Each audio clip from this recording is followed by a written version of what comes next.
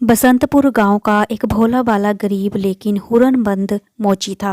वो अपनी पत्नी कमला और बेटे कालू के साथ रहा करता था।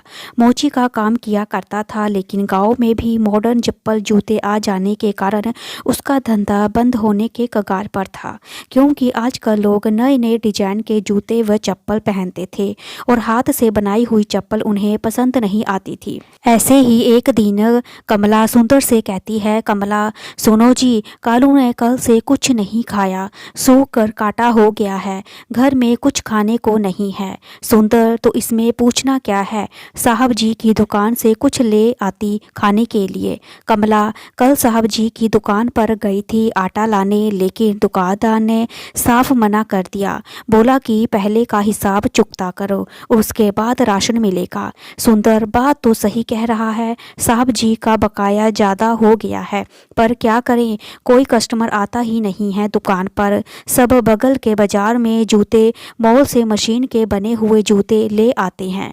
कमला, तो शहर में जाकर ही कुछ काम क्यों नहीं करते? शहर में कमाई अच्छी है, क्यों ना वहीं चले। तभी अचानक ही सुंदर को उल्टी हो जाती है और वो कहने लगता है, कालू बापूजी, क्या हुआ आपको, ठीक तो है ना आप? सुंदर, कुछ खाने को दे दो, बहुत जोर से भूख लगी है, अब नहीं बचूंगा, मर जाऊंगा मैं। कमला, बाहर से कुछ खास लाकर ही दे दो, नमक छिड़क कर उसे पी खा लूंगा और भूख तो कम हो जाएगी ना। कमला, ये आप कैसी बात कर रहे हो, कैसे दे दूं जी? पूरे घास पर तो बकरी और कुत्ते का मल मूत्र है, और आप कह रहे हो तो कुछ मैं आपको लाकर दे दूं खाने को। सुंदर, कोई बात नहीं, उसे धो कर ही दे दो मुझे घास, नहीं तो ये भूख मेरी जान ले जाएगी। कमला, पर 2 दिन से आप वही घास खा कर धो धो कर खा रहे हो, अभी इसी कारण आपको उल्टी भी हुई है और उल्टी में सारा घास ही निकल रहा है। हे भगवान, हमारी मदद करो। सुंदर, कालू, मैं नहीं बचूंगा, तुम्हारे हाथ में जो बैंगन है वही दे कर खा लेता हूँ। कालू बाबूजी, ये बैंगन नहीं है, ये जूता है, लाला ने बनवाए थे, लेकिन अब बोल रहा है कि उसके दामाद ने वलायत से रिबोक के जूते भेजे हैं, इसलिए वो जूते नहीं लेगा। अब सुंदर, कालू मुझे कुछ नहीं दिख रहा, मेरा पैर मरोड़ रहा है, आह मैं नहीं बचूंगा। कालू बेटे, शहर चले जाना, नहीं तो तुम भी सब भूख से मर जाओगे। इसके बाद सुंदर को एक खून की उल्टी होती है और वहीं पर वो दम तोड़ देता है। कमला दहाड़ मार कर रोने लगती है और जमीन पर अपने हाथों को पटक पटक कर चूड़ियां तोड़ देती है। उसके कानों में अब भी बाबूजी के अंतिम शब्द सुनाई दे रहे थे, शब्द, कालू बेटा, शहर चले जाना, नहीं तो सब भूख से तेरी और तेरी माँ की जान चली जाएगी। कालू पेड़ों की सूखी हुई पत्तियां और टहनियों को इकट्ठा कर किसी तरह सुंदर मोची का अंतिम संस्कार करता है और 13 दिन बाद 5 ब्राह्मणों को खाना खिलाता है और अपनी माँ से कहता है, कालू चलो माँ, अब हम शहर चल रहे हैं, वहीं रहेंगे। अगले दिन अपने घर खेत खलियान को बेचकर वो शहर चला जाता है और वहाँ एक रूम किराए पर लेकर रहने लगता है। वहीं बगल के रूम में रहने वाला नारियल पानी वाला बेचता है और दूसरे रूम में चनाचूर बेचने वाला झबरू बंगाली रहता है। और एक दिन नारियल पानी वाला, अरे दादा, कहाँ से हो, जब से आए हो गुमशुदा बने चुपचाप बैठे रहते हो, कोई काम धंधा ढूंढा कि नहीं, कहो तो मैं लगा दूं काम पर भैया। कालू, मैं बिहार से हूँ, जहाँ भी जाते हैं एक्सपीरियंस मांगते हैं और मेरे पास तो चमड़ा का चप्पल जूता बनाने का एक्सपीरियंस है, इस वजह से मुझे कोई काम नहीं दे रहा। अब समझ नहीं आ रहा कि क्या करूं, कैसे गुजारा होगा इस शहर का। तो नारियल पानी वाला बोला कि मेरा नाम अय्यर है पानी वाला, जूता ही बनाओ, तुम सफ़ेद हो या काला, ईमेल सब में जल्दी लगेगा ताला, क्योंकि हो रहा है गड़बड़ झाला। कालू, कैसे करूँगा मैं अपना बिजनेस स्टार्ट, कोई नहीं दे रहा लोन, बैंक हो या लाला। नारियल पानी वाला, कोई नहीं भैया, लोन देगा तुम्हें अय्यर पानी वाला और करेगा बिक्री झबरू चना वाला बाला। और कालू भैया मैं खूब मेहनत करूँगा और ईमानदारी से काम करूँगा, जल्द ही तुम लोगों का पैसा लौटाने की कोशिश करूँगा। नारियल पानी वाला ओ दादा, ईमानदारी की बीमारी को बंद करो तड़ातड़ी, जैसे पैसेंजर वैसे चलाओ गाड़ी, तभी चमकेगा बिजनेस तुम्हारी। झबरू बंगाली और नारियल पानी वाले ने लोन लेकर कालू मोची का एक छोटा सा दुकान सुंदर शूज स्टोर खोल देता है। उसके जूते सुंदर और टिकाऊ होते हैं। जल्द ही वो शहर के कस्टमर के टेस्ट और डिमांड को पहचान जाता है और उन्हें पसंद आए ऐसे जूते बनाने लगता है। अय्यर नारियल पानी वाला और झबरू चना चूर वाला बिजनेस बढ़ाने में उसकी मदद करते हैं। नारियल पानी वाला आ जाइए अपने साइज के जूते ले जाइए, सुंदर सुडान और सस्ता, झटपट नाम दे जो रास्ता। और ग्राहक भाई मेरे साइज के जूते यहाँ मिलेंगे क्या? मुझे भी जूते बनवाने हैं। नारियल पानी वाला मोटे पतले हों या पहलवान, यहाँ कहीं के सुल्तान, सब के लिए यहाँ जूते हैं श्रीमान। और जाओ जाओ अंदर जाओ, सब है हमारे पास।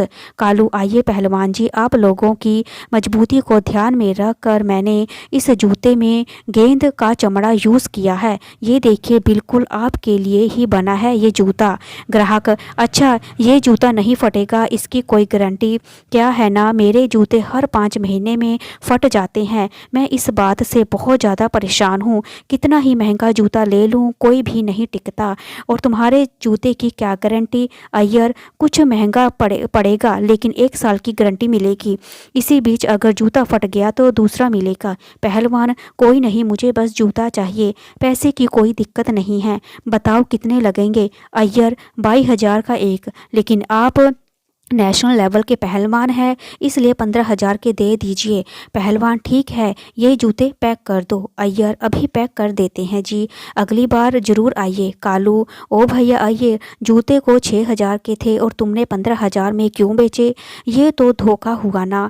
मैं धोखा देकर काम नहीं करूँगा, क्योंकि मैंने दुकान अपने बाबू के नाम पर ली है और मैं अपना और उनका नाम खराब नहीं करूँगा। अय्यर देख भैया, हम कोई धोखा नहीं दे रहे। सुनो वो ठहरा पहलवान, जूते फट गए तो दूसरा जूता मुफ्त में वो ले जाएगा, इसलिए 2 जूते से ज़्यादा दाम मैंने पहले ही ले लिए। अब अगर आया तो एक जूते दे देना और बस तुम्हारे 2 जूते भी एक साथ निकल गए। कालू फिर तो ठीक है, ऐसे आइडिया तो सही है लेकिन तरीका गलत है। झबरू दादा आप बहुत ही भोले हो, इसी जूते को मॉल में या शोरूम में 20,000 से या 22,000 में बेचेंगे, जिससे charge, staff charge, AC charge आदि कर लेंगे। आप दादा बढ़िया और मजबूत टिकाऊ सामान दे रहे हो, इतना पैसा तो लेना ही चाहिए। अय्यर अरे सर इसमें कोई चीटिंग नहीं है, कोई नकल नहीं है, कोई बेईमानी नहीं है, इसे सेल्फ स्किल कहते हैं। और बड़े बड़े ब्रांड भी 200 के सामान को 2,000 में बेचते हैं और बड़े बड़े सेलिब्रिटी, बड़े बड़े एक्टर इसी को पहनते हैं और पैसे हमसे दिलवाते हैं और ऐसे ही धंधा किया जाता है। और अभी तुम इस शहर में नए नए हो, धीरे सब सीख जाओगे। कालू भाई तुम लोगों की बात तो हमारे पल्ले नहीं पड़ रही है, लेकिन अपना बुद्धि लगाकर तो बाप खो चुका हूँ। अब देखते हैं कि तुम लोगों का तरीके से क्या होता है। अय्यर आओ आओ भाई दीदी भैया आओ, अपने बच्चों के लिए सुंदर जूता ले जाओ और आपको लगेगा कम दाम, बच्चों को मिलेगा आराम। मैडम खड़ी हैं दूर और बच्चे के लिए फ्री है चनाचूर। ग्राहक यजमान आपके यहाँ वेज जूता मिलेगा कि नहीं? मतलब ऐसा जूता जिसमें चमड़े का इस्तेमाल ना किया गया हो, क्योंकि हम जानवरों की खाल से बना जूता नहीं पहनते। कालू नहीं पंडित जी, हमारे यहाँ वेज जूता नहीं है। अय्यर जी ना पंडित जी, आपके लिए ऑर्डर जाएगा, 1 हफ्ते में शुद्ध फल नारियल के छाल से तैयार किया गया जूता आपको मिल जाएगा। ग्राहक युग युग जियो यजमान, आपका भला हो, इससे शुद्ध और क्या होगा, नारियल के छाल का जूता हुआ, मन खुश कर दिया। ये लो बेटा 1,000 पैसे पहले। अय्यर कस्टमर लक्ष्मी होता है, लक्ष्मी को कभी ठुकराना नहीं चाहिए, जो आता है आने दो, जल्द ही तीनों की मेहनत रंग लाती है, उनके द्वारा द्वारा छोटे से शुरू किया गया दुकान शहर का सबसे बड़ा लेदर शूज़ का दुकान बन जाता है। अब तीनों अपनी अपनी फैमिली के साथ अपार्टमेंट में रहने लगते हैं और सभी बहुत खुश होते हैं और तीनों की ज़िंदगी पटरी पर आ जाती है और उस पर उनकी खुशहाल ट्रेन सरपट दौड़ती है। लेकिन इनकी दुकान की वजह से सामने एक मॉल वाले को इसके काम से जलन होने लगती है। मॉल वाला, इस कालू का कुछ करना पड़ेगा, ये तो दिन प्रतिदिन धंधा चौपट कर रहा है, क्या किया जाए। तभी वो सड़क पर जाते हुए एक बेबड़े को बुलाता है। मॉल वाला, अरे ओ सुन इधर आ, शराबी दूत तेरे की, अबे किसकी मौत आई है, ये शेर का रास्ता रोक रहा है। कौन है बे? मॉल वाला, अबे क्या सुबह सुबह टाट हुआ पड़ा है। और शराबी, अरे तेरी बाप की पी है क्या मैंने। मॉल वाला, अबे कचरे सुन मेरी बात, बोतल चाहिए क्या बोतल। शराबी, अबे हट बेबड़ा, समझता है क्या, बोतल का क्या करूँगा मैं, उस बोतल में लाल परी होनी चाहिए तभी शुरू होएगा मेरा काम।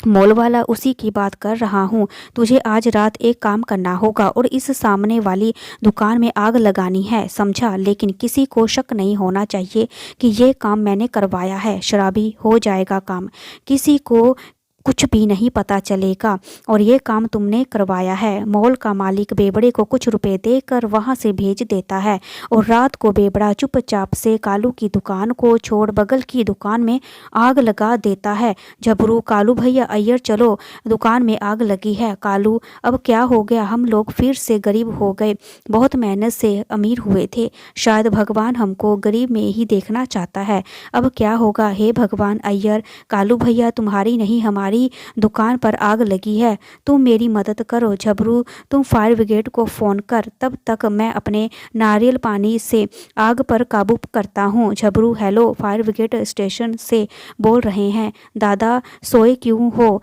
जल्दी हमारी दुकान में आओ, हमारी दुकान में आग लगी है। आग उड़ी बाबा तड़ातड़ी, वहाँ से भाग, जल्दी आओ, आग बुझाओ। अय्यर, झबरू इधर उधर से बाल्टियाँ लेकर आ और यहाँ आग की लपटें ज़्यादा उठ रही हैं, जल्दी से पानी लाओ। झबरू, ये लो बाल्टी, मैं पानी लेकर आता हूँ। अय्यर, अरे ये कैसा आदमी है, खाली बाल्टी से बुझाएगा आग और पानी के लिए बिना बाल्टी रहा है भाग। पंडित यजमान, कालू पंडित जी गंगा जल बचा रखिए, कल पूजा में काम आएगा, आज गिरे हैं कल उठकर फिर दौड़ेंगे। अय्यर, बस ऐसे ही तुम्हारी दोस्ती चाहिए, अब हम सब ठीक कर देंगे। झबरू, हटो हटो, फायर ब्रिगेड आ गया है। तीनों की सूझबूझ और लगन से जल्द ही आग में काबू पा लिया जाता है। अय्यर, अरे अब क्या होगा बाबा, हमारी सारी दुकान खाक हो गई है। कालू, तुम दोनों चिंता मत करो, मेरे बुरे वक्त में तुम दोनों ने ही सहारा दिया था, अब मेरी बारी है दोस्ती निभाने की।